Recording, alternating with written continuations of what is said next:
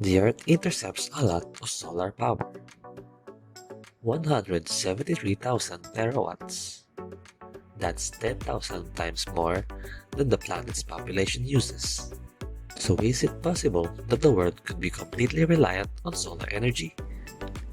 But first, we need to examine how solar panels convert solar energy to electrical energy.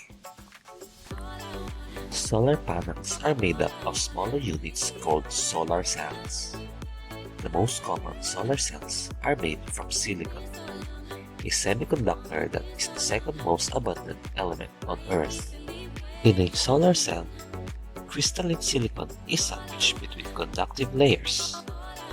A silicon solar cell uses two different layers of silicon, a positive charge on the other side and a negative cage on the other. You can think of light as the flow of tiny particles called photons shooting out from the sun. When one of these photons strikes the silicon cell with enough energy, they flow through an external circuit doing electrical work like powering a light bulb before returning through a conductive aluminum sheet on the back. Each silicon cell only puts out half a volt, but you can string them together in modules to get more power. 12 photovoltaic cells are enough to charge a cell phone, while it takes many modules to power an entire house. So what's stopping us from being completely reliant on solar power? The most obvious factor is that the solar energy is unevenly distributed across the planet.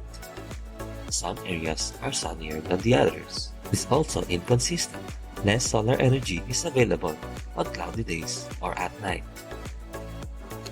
The most efficient solar cell yet still only converts 45% of the available sunlight to electricity, and most commercial systems are currently 15 to 20% efficient.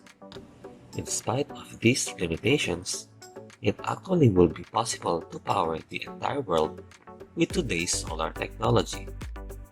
It requires a great amount of space. Estimates range from tens to hundreds of thousands of square miles. Meanwhile, solar cells are getting better, cheaper, and competing with electricity from the grid.